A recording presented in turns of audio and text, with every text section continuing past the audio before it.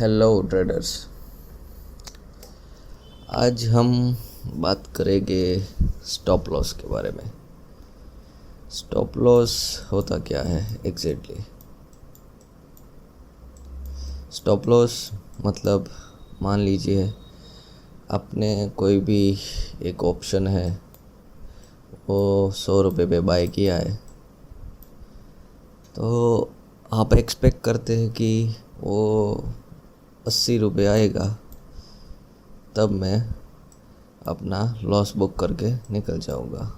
तब होता है स्टॉप लॉस। पर बुक करने से पहले आपके पास कोई ऐसी कोई चीज़ आ जाए कि ये प्राइस आने के बाद ऑटोमेटिकली निकल जाए, तो उस फीचर्स को स्टॉप लॉस बोलते हैं। बेसिकली स्टॉप लॉस है एक माइंडसेट गेम, पर इसे समझना बहुत डिफ़िकल्ट है, क्योंकि स्टॉप लॉस से दो चीज़ें मेन होती है। पहली क्या होती है, स्टॉप लॉस से हमारी कैपिटल सेफ बनती है।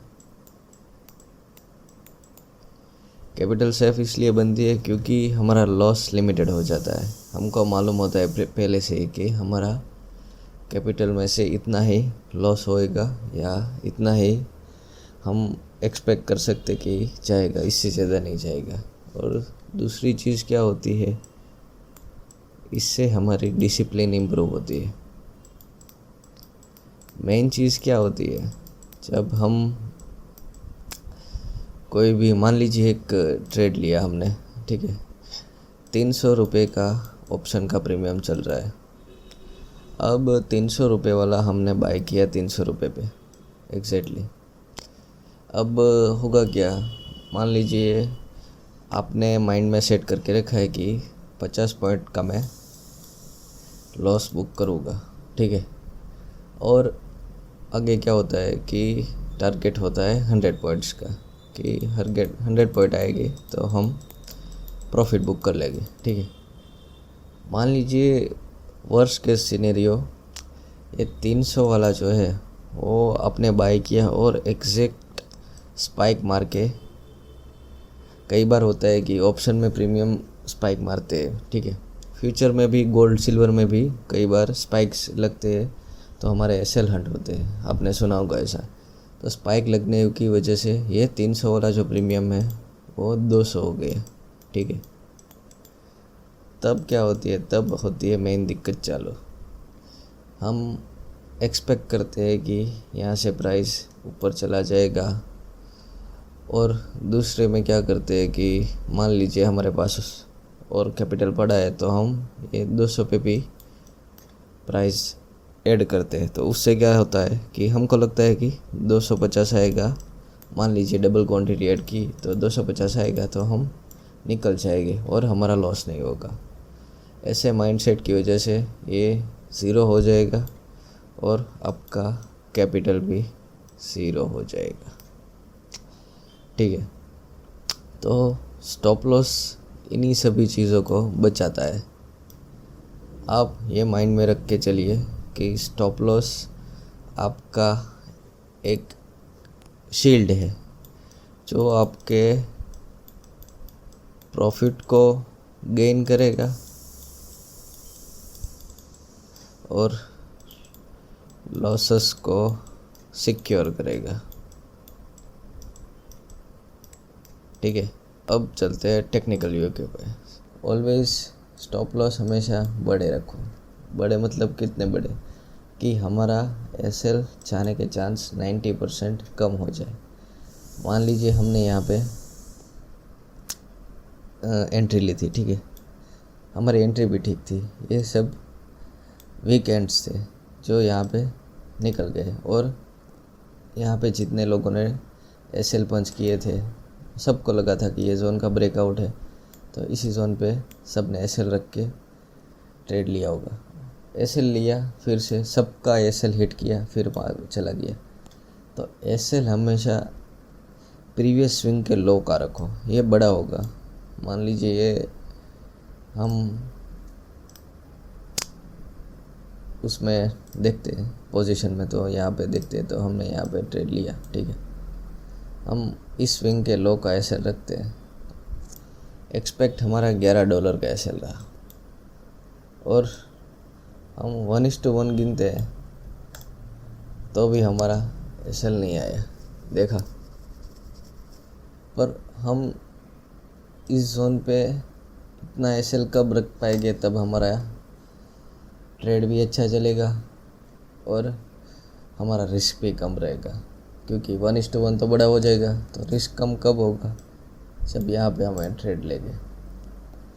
इस जोन पे ट्रेड लेंगे तो हमारा रिस्क रिवॉर्ड कम लगेगा, क्योंकि $2.5 का एसएल और $11 का प्रॉफिट बना। पर ये कैसे हम अचीव कर पाएंगे? इसी तरह से मान लीजिए यहाँ पे कोई एक ट्रेड पंच हुआ था। ठीक है, पहले ये ट्रेड पंच हुआ, फिर क्या हुआ, यहाँ से हमारा एसएल चला गया। ठीक है, फिर दूसरी बार ट्रेड पंच हुआ तो क्या हुआ, एसएल नहीं गया, दिख रहा है। पर हमें मूव कितना शार्प मिला। और ट्रेल करने की ट्रिक कौन सी है? ट्रेल हमेशा हायर टाइम फ्रेम में करना चाहिए।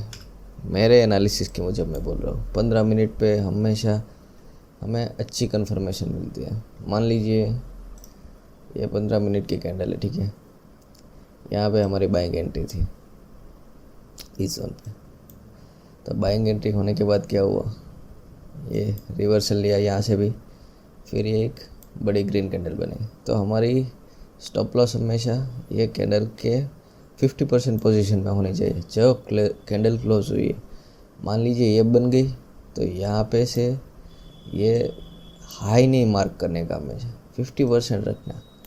तो क्या मिलेगा, मान लीजिए दूसरा शार्प मूव भी आपको मिला, तो यहाँ पे भी आप पहुँच गए। यहाँ पे मान लीजिए आपने एसएल ट्रेल किया होता तो क्या होता, आपको इतना मूव मिलता अचीव करने के लिए।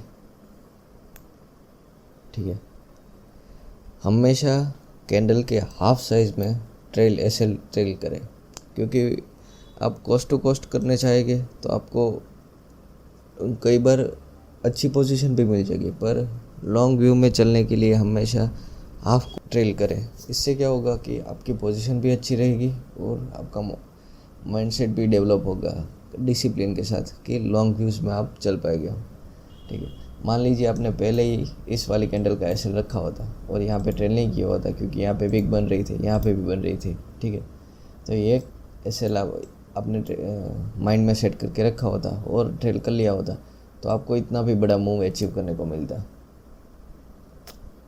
ठीक है, मैं इसी वजह से बोलता हूँ कि हाफ क्वांटिटी हमेशा कैंडल्स में ट्रेल करके चलना। पूरी कैंडल्स क्लोज हो जाने के बाद पूरी कैंडल का हाई पे एसएल नहीं लगाने का, हमेशा हर बार हाफ कैंडल पे ट्रेल एसएल करने का। इसकी वजह से हमारा व्यू भी लॉन्ग रहेगा और हम पोजीशन भी कैरी कर पाएंगे लॉन्ग टाइम के लिए। ठीक है, और बस यही एक लॉजिक है, ये मैंने 4-5 साल से ट्रेड करके सीखा है, यही मैं आपके साथ शेयर कर रहा हूँ। सो स्टे ट्यून्ड गाइस, और मिलते हैं अगले वीडियो में। Thank you.